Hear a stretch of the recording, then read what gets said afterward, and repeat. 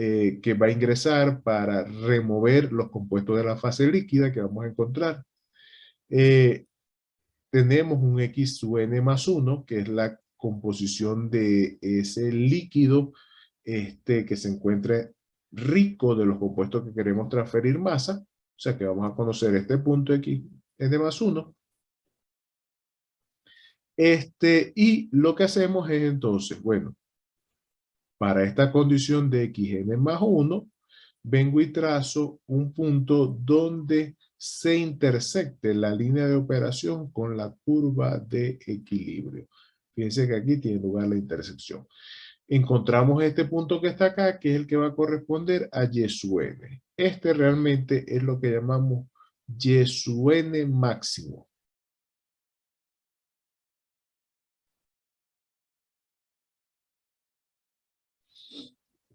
Y ya luego, bueno, ¿qué es lo que hacemos? Hacemos el balance de materia y procedemos entonces a resolver ese balance de materia para determinar ahora aquí flujo mínimo de gas. ¿Ok? Entonces, en un desorbedor buscamos el flujo mínimo de gas. En tanto que en el absorbedor buscamos, fíjense, el flujo mínimo de líquido. ¿Ok? Esas son las principales diferencias que vamos a encontrar allí. Bueno, permítanme y vuelvo acá. Cuando la curva de equilibrio es lineal, ¿ok? Entonces podemos utilizar unas ecuaciones que, bien, nos podemos utilizar lo que es el método de Krenz-Brown-Sauder. El método de Krenz-Brown-Sauder, aquí lo que es una representación gráfica como tal, pero aquí tenemos las ecuaciones, donde tenemos los flujos de entrada y de salida de las diferentes fases, y donde tenemos un parámetro que llamamos como el factor de absorción. Y ese factor de absorción no es más que la relación L sub S entre G sub S, esos son los flujos másicos de cada una de las corrientes libres del soluto que se transfiere, dividido entre M. ¿Quién es M? La pendiente de la línea de equilibrio. ¿Qué ocurre?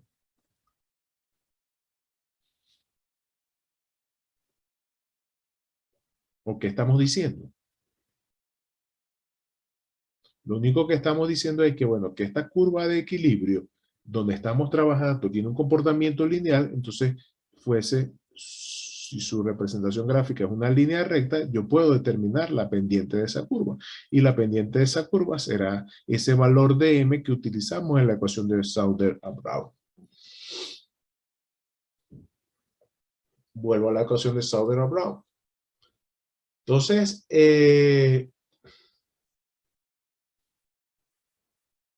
estas ecuaciones, ¿ok? Las vamos a encontrar para procesos de absorción, donde la transferencia va de gas a líquido. Entonces, si el factor de absorción vale 1, esta ecuación se simplifica a esto. Si es distinto de 1, la ecuación entonces que encontramos es esta, donde n es el número de etapas teóricas requeridas y L sub S y G sub S son los flujos másicos y M es la pendiente de esa línea que les decía anteriormente. ¿Ok? Si es una curva, hago énfasis en esto, ¿ok? Porque es uno de los errores más comunes. Si el comportamiento no es lineal, no puedo implementar Sauder-Krenz, vamos a decirlo así. Tengo que implementar el trazado etapa por etapa. ¿Ok? En algunos textos, la ecuación es la misma. ¿Ok? Solamente ¿qué cambia cuando nos enfrentamos a alguna u otra referencia bibliográfica?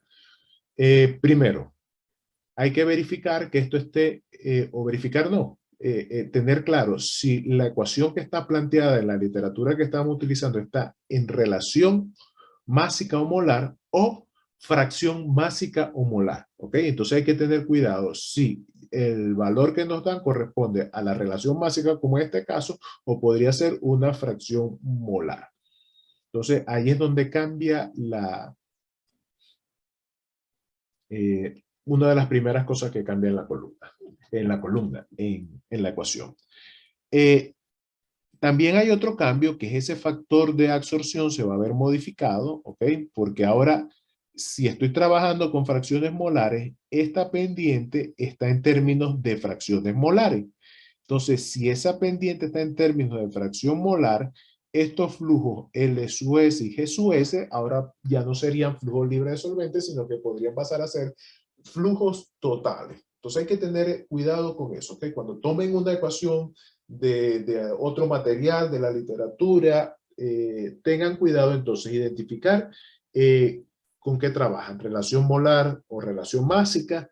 Entonces, identificar cómo se define el factor de absorción, si se va a definir en términos de flujos molares, porque estoy trabajando con fracciones molares, o si se va a definir en términos de relaciones molares, porque estoy trabajando, perdón, en términos de relación molares, porque estoy trabajando con bases libres del compuesto que se transfiere.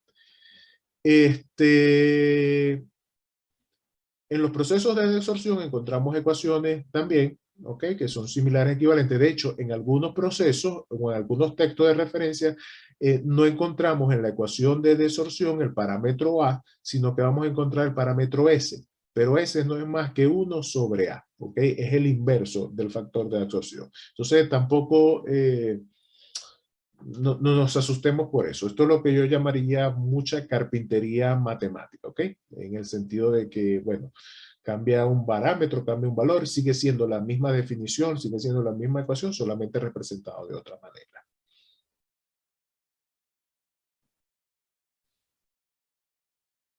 Esto es simplemente una ilustración de esas ecuaciones, una ilustración de cómo trabajaban allá en el siglo pasado. En el siglo pasado, lo estamos en los 2000, en los que trabajaban en los 1900, cuando no había tanto desarrollo a nivel computacional, simplemente tenía que trabajarse de manera gráfica, calculando estos parámetros de absorción de absorción. Fíjense que son los parámetros que se encuentran dentro del logaritmo. Aquí hay diferentes valores de A, interceptar ese valor de A para proceder a determinar el número de etapas teóricas requeridas. ¿Preguntas hasta este punto? Profe, no, todo claro hasta el momento. Qué bueno. Bueno, aquí aplicamos los mismos principios. Determinamos un número de etapas teóricas. Como bien lo dice la palabra, como son etapas teóricas, son etapas que consideramos ideales. ¿Qué significa que son etapas ideales? Bueno, que en primera instancia, lo que estamos diciendo es que la corriente que sale de esa etapa, fíjense esto, un plato, ¿ok? Vamos a ilustrarlo como un plato. Entonces, viene una corriente de líquido, va ascendiendo una corriente de gas. Ese gas tiene, vamos a hablar del absorbedor. Un absorbedor. Entonces, ese gas que va ascendiendo tiene el compuesto que quiero transferir. Voy a ponerle nombre. CO2, para que entremos en la moda del CO2. Tiene CO2, quiero remover CO2, no quiero emitir más CO2. Entonces entra ese gas con esa composición. Aquí viene el líquido, una mina, que tiene una composición dada. ¿Por qué tiene una composición o puede tener una composición dada en este caso? Cuando me refiero a X sub n-1, es porque o bien estoy ubicándome en una etapa, o si me estoy ubicando en la etapa superior, es porque esta mina, como veíamos anteriormente, viene de una columna de despojamiento. Y como viene de una columna de despojamiento, trae una cantidad dada del compuesto que estoy transfiriendo, muy pequeña, pero está presente. ¿Por qué? Porque son procesos de equilibrio. ¿Y qué significa que son procesos de equilibrio? Que el equilibrio lo que nos dice es que las corrientes de salida de un proceso que se encuentra en equilibrio tendrán todos los compuestos que están presentes en la mezcla. ¿Qué va a suceder? Que algunos de ellos se encuentran en cantidades pero tan pequeñas que las despreciamos. Pero en términos del principio que gobierna el proceso, las cantidades, todos los compuestos han de estar presentes en todas las corrientes de un proceso que consideramos de equilibrio. Entonces, bueno, viene este CO2 y ¿cuál es el objetivo? De que este CO2 se transfiera a la fase líquida. Entonces tengo una composición de salida de CO2 y tengo una amina que se puso en contacto con el plato, se enriqueció y ahora tengo la amina que está saliendo. Entonces esos son los elementos que tenemos allí poniéndolos en contexto, ¿ok?